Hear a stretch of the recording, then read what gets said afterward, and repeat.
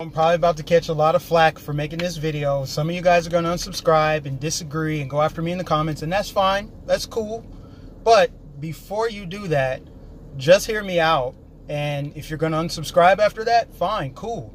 But I'm still going to say what needs to be said. You know, football's one of my favorite pastimes growing up.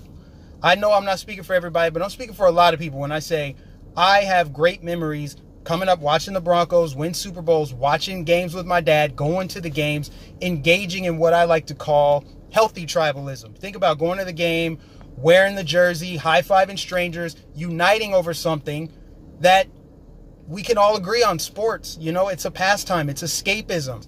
You know, this past weekend, I spent pretty much all day Saturday and Sunday watching playoffs, watching football. I remember, like, being excited about it. And it got me thinking, like, why did we let the left try to take over football? Till last week was Black Monday, 7 days ago, where I talked about the NFL, how they fired almost all their black coaches, right? The left went nuts. They went berserk. They wrote all kinds of hit pieces and op-eds and just straight up attacks against the NFL, trying to suggest, you know, racism. They fired all the black coaches. It's the slave owners mentality, like LeBron said, and Al Sharpton. I tell you, the people on the left, a lot of them are irreversibly stupid, okay? They don't know what they're talking about. But here's the point.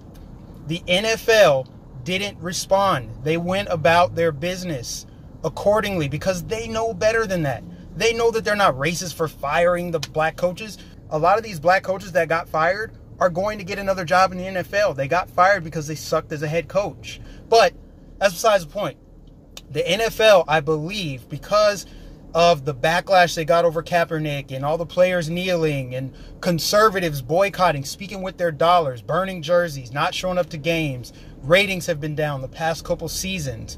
I think the NFL has responded to that. And even though the left props him up as like this poster child for social justice activism, the NFL's like, whatever, you weren't even that good to begin with, so fine, move on. The NFL got infected with liberalism, but they cut that cancer off. When Kaepernick walked away and wasn't allowed back in, and then when they took the stand and said, we're going to suspend, you know, fine teams that let their players kneel, or they say you got to kneel in the locker room, that was the NFL recognizing who their core fans were and have been all along. It's not the soy boy latte drinking guys. It's patriots, guys that like to drink beer, guys that like to curse at the TV, and not just guys, women too.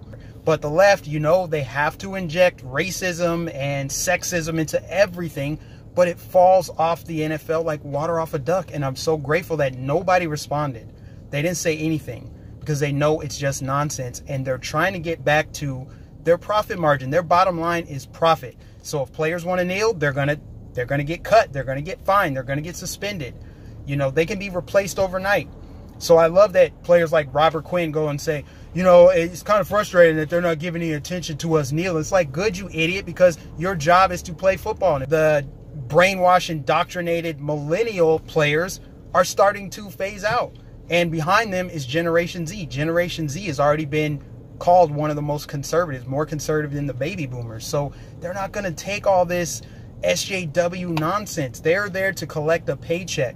Any smart person is going to do whatever they have to do to earn a living. And if that means not kneeling and waiting until after football to go protest and do all of that, then that's fine. That's what they're going to do.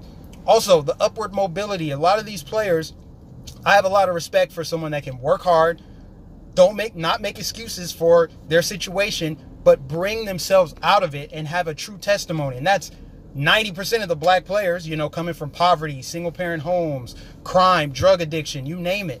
And then they go on to be successful. Now, there's some knuckleheads there. There's some idiots that do stupid things.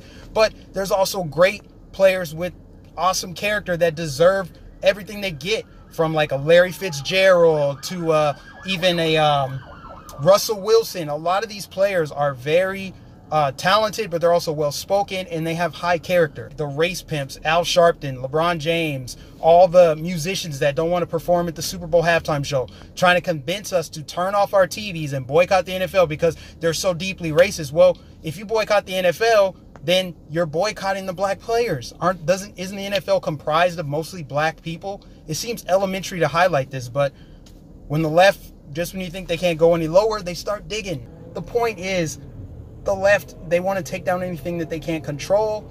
They want to take down anything that symbolizes traditionalism and nationalism in our country, and football is one of those things, believe it or not. With our political climate so toxic, so divisive, so negative, so hateful, why not support something that can bring us together? And the football is doing that, whether it's college or pro. It's something that people from all walks of life can enjoy.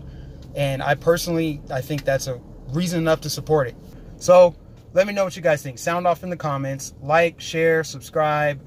Don't forget to follow me on the social media accounts, Facebook, Twitter, Instagram. Just type in Mikenificent813. I should pop right up. If you want to donate, help this channel grow, you can make a one-time donation to my PayPal, or for $1 a month, you can become a patron. All right, guys, I'll catch you in the next video.